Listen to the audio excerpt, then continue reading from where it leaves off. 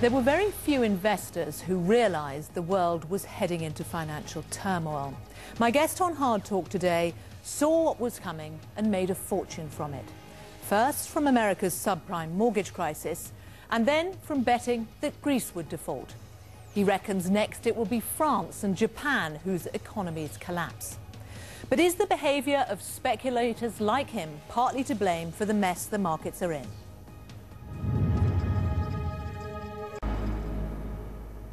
Kyle Bass, welcome to Hard Talk. Thank you. What was it that made you realize back in 2006 that we were heading for a crisis? Well, the 2006 scenario was mostly a U.S. phenomenon. And if you took 3 steps back and looked at the housing scenario, I think everyone in the U.S. realized that we had this enormous housing bubble. And if you think back to what Alan Greenspan, our Fed chairman, did, in 2001, as our dot-com bust was really going into full motion at the back end of 2000, Greenspan basically traded the dot-com bust for the housing boom. He lowered rates to 1%, and housing in the U.S. on a nationwide basis had never gone down in value, and he thought that that was the way to come out of the dot-com bust aggressively. So, you know, when Greenspan traded the dot-com bust for the housing boom and then he quit and handed the reins to Bernanke, what we started looking at back then was, if you think about it, you have median incomes in the U.S. and median home prices. And those two lines had moved in pure parallel for the better part of 50 years.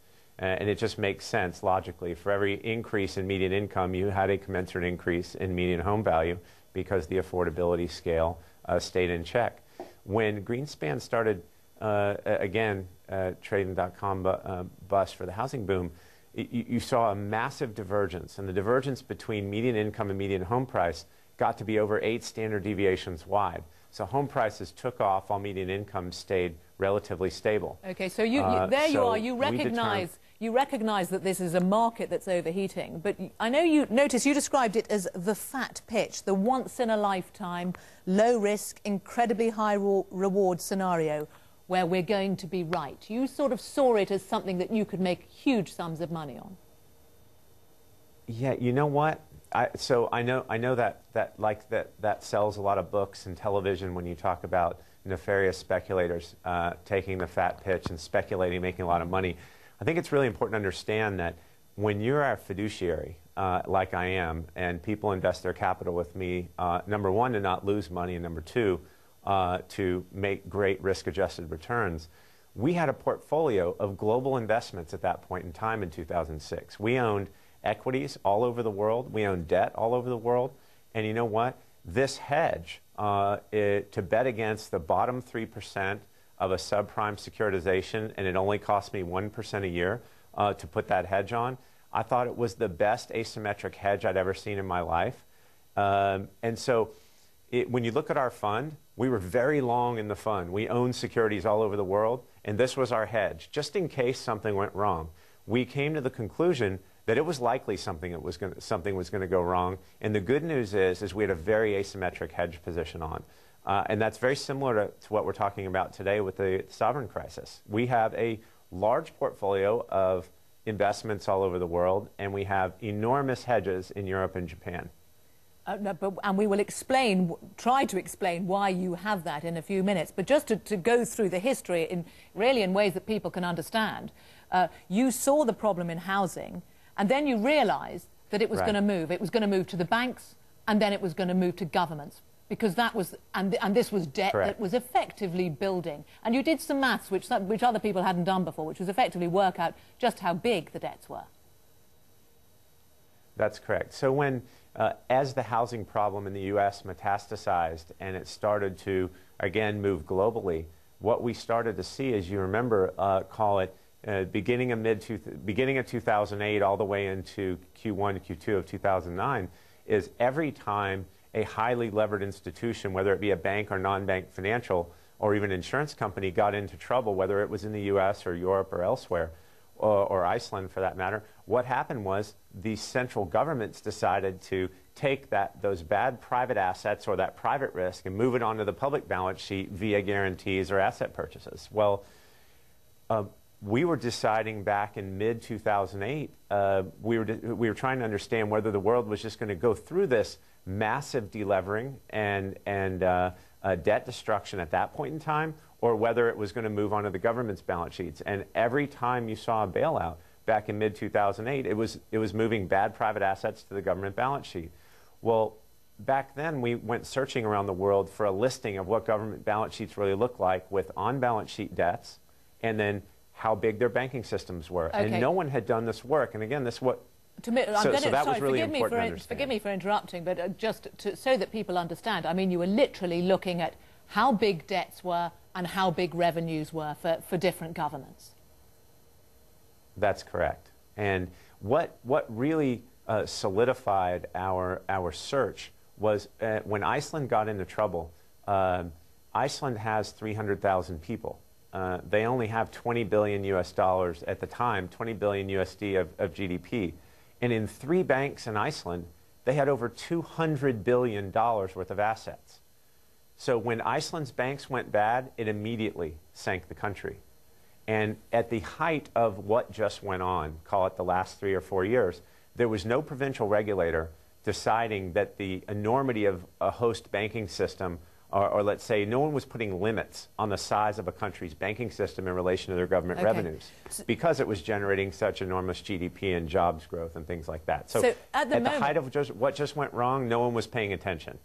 So except you were, and you've since then taken positions against governments that economies would collapse. And I wonder, can you tell us from the point in 2006 when you thought, look, this market's seriously overheated, let's put a relatively small amount in and take this bet. How much money have you made on that? Yeah, you know, I won't discuss particular profitability at our firm. We did very well for our investors and for ourselves because we saw this coming. We had losses on one side of our portfolio, we had gains on the other. The gains exceeded the losses. I think that's likely to happen again soon. And what's more important is to talk about the global debt scenario and what's likely to happen going forward. Okay, and we will do in a minute. But in order to understand it, I mean, people would be curious about how it works. And one of the things that you did was by using, in a sense, in a way, and if we use, for example, the bets that you took against Greece defaulting, as I understand it, from what you've said in the past, for effectively a $1,000 bet, you could make $700,000 because of Greece defaulting. Is that right? So that was in the initial stages. So back in 2008, when the world sovereign debt problem wasn't on the radar of the press, whether it be the papers or the television, in the very beginning of this crisis, you know, Greece's, if you look back to beginning of 2008, call it mid-2007, Greece's sovereign debt traded as if it were German sovereign debt. And it traded within 11 to 17 basis points of one another. In theory, you could buy Germany's sovereign debt and you could short Greece's sovereign debt and only pay 11 to 15 basis points, or call it, you know, 11 to 15 1/100ths of 1% to put these positions on. Those were great asymmetric hedges at the time. Today, the asymmetry is not really there, but back then it was. So, but that is so. In terms of the amount of money, I appreciate you don't want to talk about profitability, but just so that people get their heads around what we're talking about here, on something like Greece, you're talking about for a £1,000 investment, getting back 700,000. Is that order of magnitude?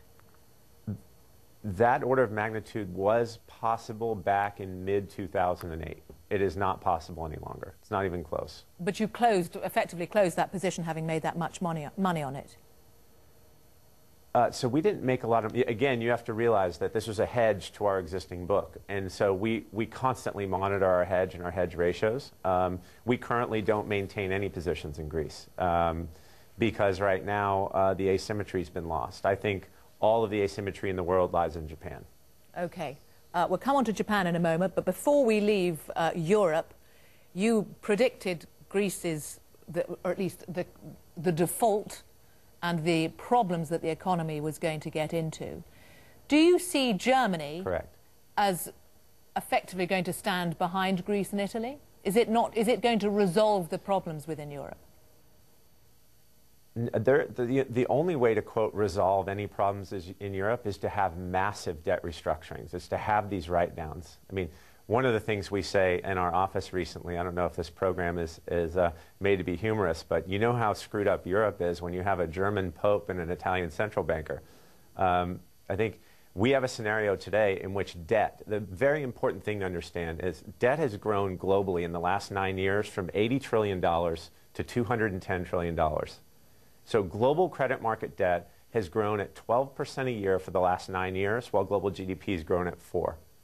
So we're in a scenario where the pigs, right, you have Portugal, Italy, Ireland, Iceland, Spain, and Greece, all in a scenario where they've sailed into a zone of insolvency. And when you sail into the zone of insolvency, there is no, quote, solution for you. The only solution is to simply, the bill's due and you have to pay the bill. So what has to happen is it's of our opinion that these debts have to be written down. It's that simple. But if you pool sovereignty, if Greece, if Europe, the Eurozone effectively becomes one country and Germany stands behind its southern neighbours, does that not resolve the problem because you have the earning power of Germany? Oh gosh, no. Look, first of all, Germany has restructured its debts or defaulted twice in the last 100 years. Germany has 81% on-balance sheet sovereign debt to GDP today, and they haven't recapped their banks yet. Only the UK and the US have recapped their banks. The rest of Europe hasn't recapped anything. Europe's banks are 3 times as levered as the US's banks today. So if Germany, think about what you just asked me.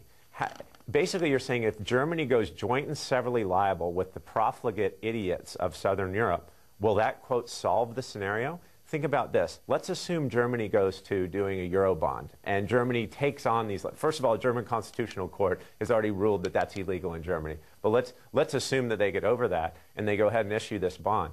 Well, what would that do for the profligate members, including Greece, when Greece says, okay, we're all in, we're good, you're lending us more money, we have a big debt problem, and you're lending us some more, now we can borrow a little cheaper.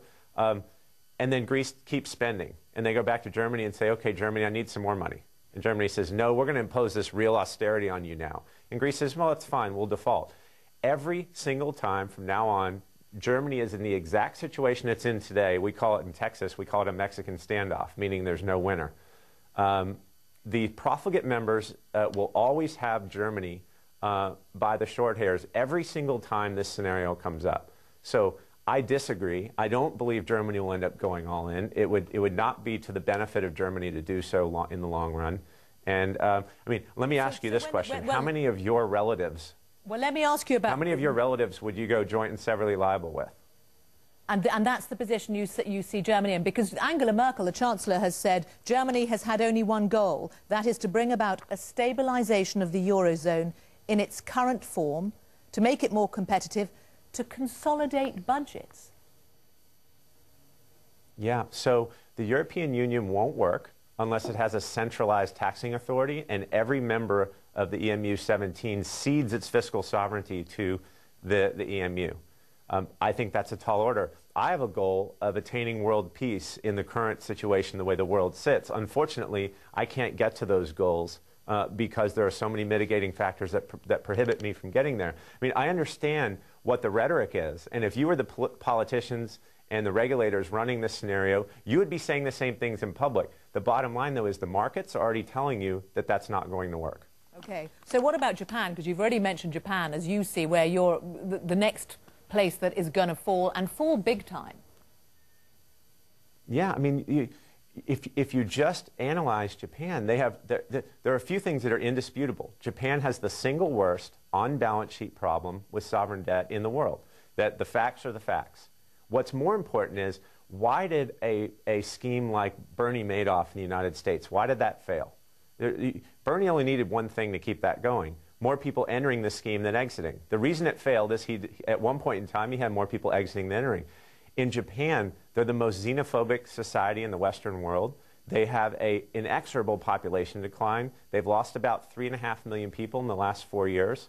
they are going to lose some 27 million people in the next 40 years to their population demography. They have the worst demographics of any nation in the world. Okay, but they also have bonds. But they have households sitting on savings apparently in the order of $15 trillion. They hold more than $1 trillion in currency reserves, second only to China. They've got those public who you describe as xenophobic, like their own government's bonds.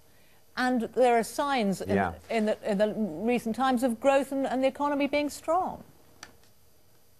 Okay, so let's analyze everything that you just said.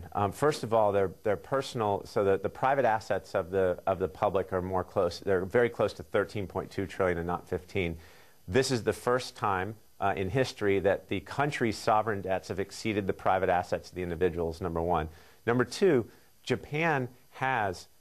When you look at their central government revenues and their interest expense, let's think back to Italy for 1 second. Italy was sacrosanct. They were a pillar of the European community as soon as 6 months ago. And then when Italy's 10-year rates went from 5% to 6%, they went from perfectly stable and fine to a full crisis in 100 basis points. When you look at Japan, Japan spends 50% of their central government tax revenue on debt service alone today, of which half is interest. If Japan's interest rates move at all, if they move 200 basis points, so call it 2%, Japan's debt service will exceed their revenue. Okay. Isn't there, given your history, because, you know, here you are sitting, you've made your name as somebody who's made an awful lot of money betting against governments. That's why you get invited onto a program like this. And you can say, look, I'm betting against France and Japan. Japan, it's going to go down the tubes, guys. Isn't there a danger of a self-fulfilling prophecy here, that you are going to encourage something that may be in your interest but isn't in a whole country's interest? So, by the way, none of this is in my interest, right? This is all going to happen with me or without me. I am a prudent fiduciary. I manage the retirement monies of many companies and individuals in the United States, and for that matter, all over the world. People invest with me for one reason: to try to not lose money. And when I invest, I own things all over the world, and I hedge them with asymmetric positions.